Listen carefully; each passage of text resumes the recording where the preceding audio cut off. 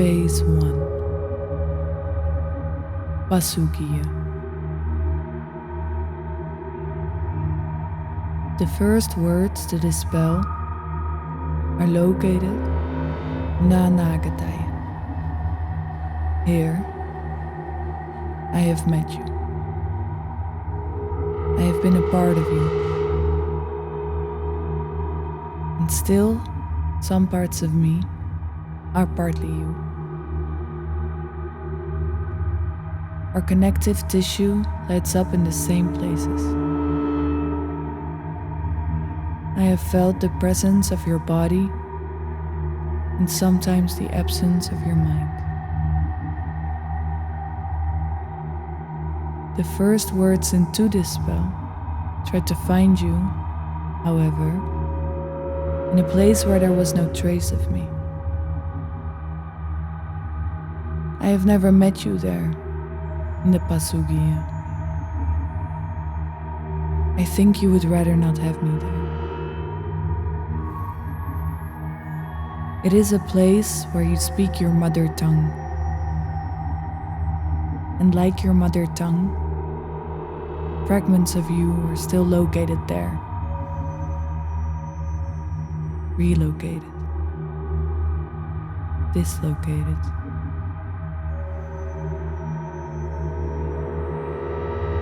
For this spell to take effect, each particle I will recollect. I follow the smell of incense, gasoline, the penetrating smell of a coconut that has been cut and burned, infused with a type of powder that intermingles. It smells pleasant. It's warm here. Satutalabagana Dupata. The island where happiness is obtained is what the Brahmins call it. Mother Nature carries you in a warm embrace, living side by side with the animals, falling asleep to shuffling sounds on the roof, while house geckos, Una, keep watch when your subconscious transitions into a dream state. In time, you realize that Mother Nature's cloak of warmth and familiarity did not serve as a shield. A longing started to grow inside of you. With this longing, Ashava, hope awakened. Hope for life elsewhere. A life that promised prosperity. A sense of ease.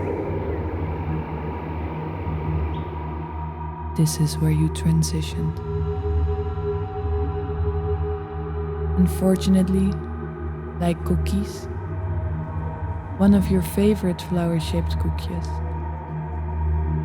this ease or simplicity is an assumption. Cookies materialized when Landesi Yanapadakaranaya settled and took hold of your country. Cookies belong to two separate realities, embodying a duality. Maybe the cookies were the gateway key to this alternate life, as you chose to follow the invaders, with no choice but to leave that which you cherished behind. Upon entering, everything turned cold. The veil had been lifted. This is where you transitioned. This new reality requested of you to adjust, to shape-shift into the expectation of another. You had to enter a lower state of consciousness. Here, you encountered Durga, the mother goddess. In one of her hands, she was holding a snake, her celestial weapon. You did not ask the snake to direct you into a higher state of existence. Instead, you pointed the snake at me. And like a reptile, every time you entered from one side of the portal into another, you have to shed skin. A shedding of skin that prepares you for the reality that lies at the end of each exit.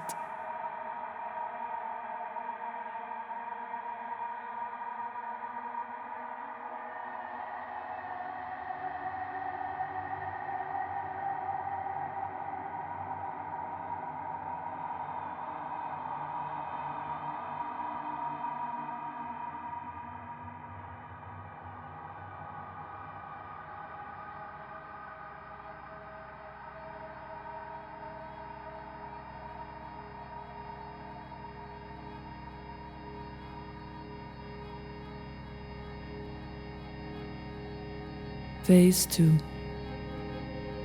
Vartamaniya. In the Vartamaniya, we have lived side by side. Every now and then, I would catch you moving in and out, teleporting yourself from the dimension I was in, awaiting your return. The portals that you have collected over time are fragmented too. From micro portals located inside your ear to portals accessed from sight and taste. I imagine these portals to have evolved into something your soul craves, like getting your fix. Entering from one side of the portal lights up parts of your nervous system. A missing warmth that crawls into the opposite direction of your body's flow.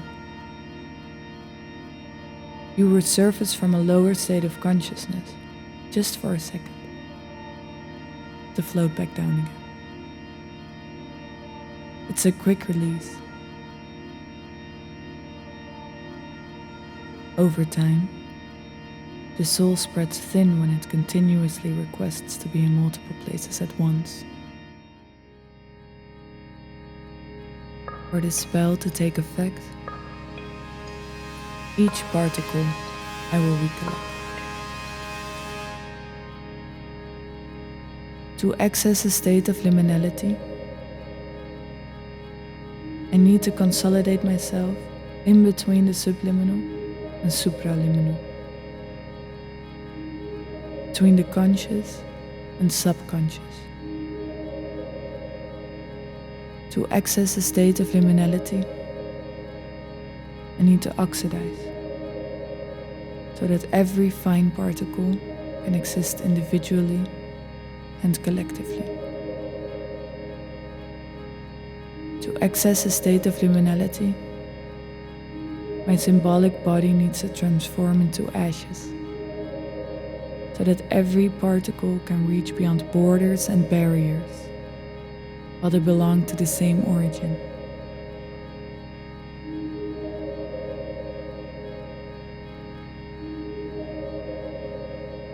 I'm here. I'm in liminality.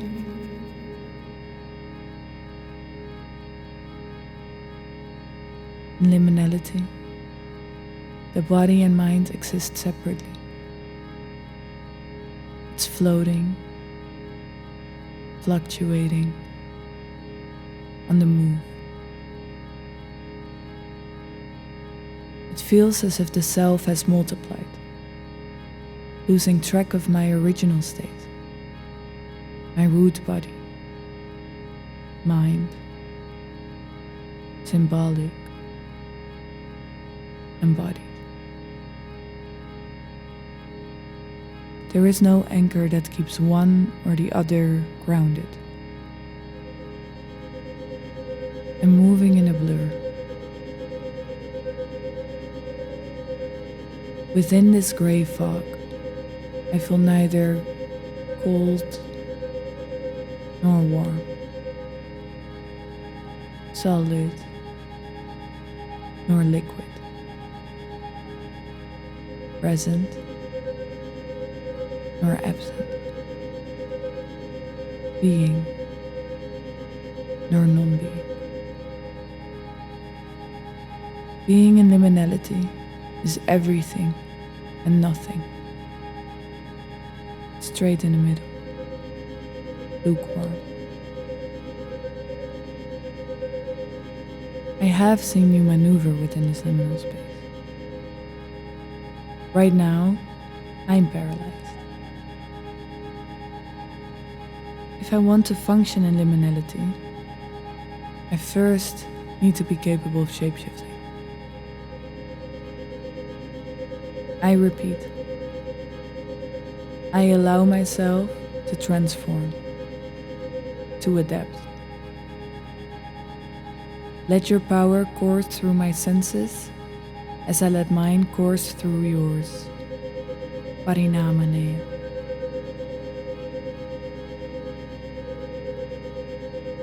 I feel that I am shapeshifting.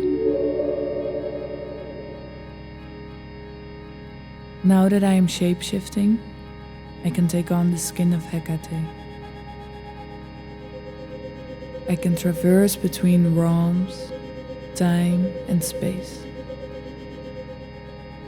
My eyes are not attached to my physical body anymore. They stop being dependent on my body's length, my face's width, or the shape of my eye sockets. I am able to perceive the world from all angles. Like you. Sometimes I watch from above. I whisper to the animals. I float with the air. As I look down on my skin, I now see that it has turned translucent. It seems as if I've become one with the Huna.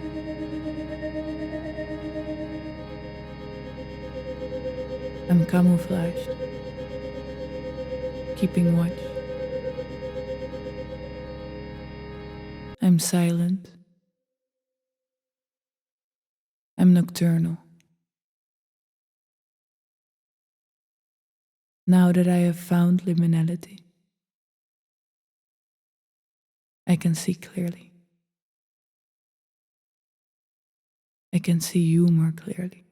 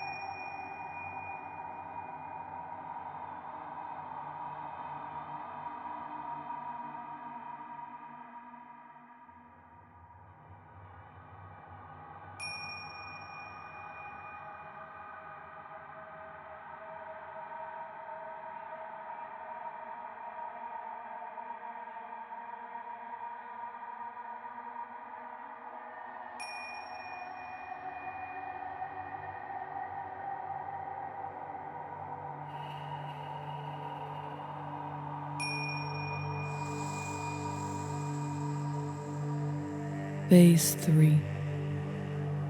Anagataya. I, the daughter, take on the skin of the witch to create a rite of passage, a plea for healing. I'm calling upon Durga, the inaccessible, the mother goddess. Instead of the mother asking for the mother goddess to safeguard the children, Diaspora requests of the children to turn around and call upon Durga. This time, I'm calling upon Durga, requesting for the mother goddess to safeguard the mother, for her 10 arms to lay her weapons down, one by one, and when she does, for her arms that carry wisdom, determination, protection, inspiration, to take the shape of that missing embrace. Instead of a constant loop, a cycle where the beginning becomes the end, becomes the beginning, becomes the end. I wish upon a cycle that grows smaller and smaller, that reaches a point where both worlds realign, where past, present, and future find one lineage, one perspective to build from. Like the journey of a snail searching for its shell to take shelter that is soothing, fitting, a home built for one. I wish upon a shelter that takes the spiral shape. I reach upon the conch shell, gifted to Durga by Varuna, god of the sea. The sound of Om emerges. The sound is carried by the wind. It seeks out each particle that makes you, you. Every trace that was left, a mark made. Dust soars and dust settles. And I think to myself, each of these weapons give divine power while moving across time and space. Durga is experienced in the dissociation of body and mind, of the symbolic and embodied,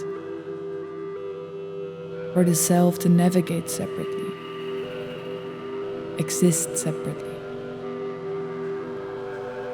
She can exist in multiplicity and simultaneity.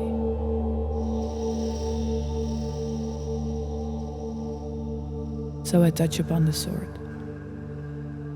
It glitters. The sword radiates knowledge, which is the most potent part of human existence. Knowledge never oxidizes. With one hand on the conch shell and the other on the sword, I say, in case of obstacles,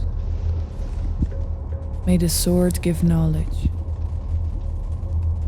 and as it glitters, may it light up each particle of you, so when one particle seems missing, may you find yourself within the fog. In case of dislocation, may the spreading of your being stop causing distress, and instead, may you find shelter in every tiny cell. May you understand that the myriad of hosts are there to each fulfill an individual desire. In case of obstacles, may you find strength in the spreading of self, as something that has been decomposed can't be beaten down. In case of dislocation, may my spirit function as your guide. May you be reminded of the warmth that once radiated in your gabache. And may you feel that warmth again. May your connective tissue pulsate in the same rhythm that, like a heartbeat, just is. To find grounding.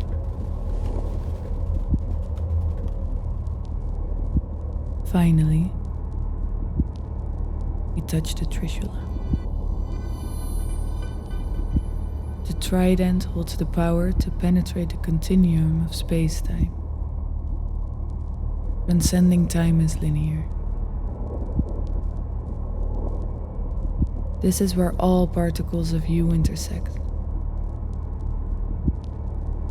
This is where Pasugiya, Pratamaniya, and Anagataya intersect. Here we stay.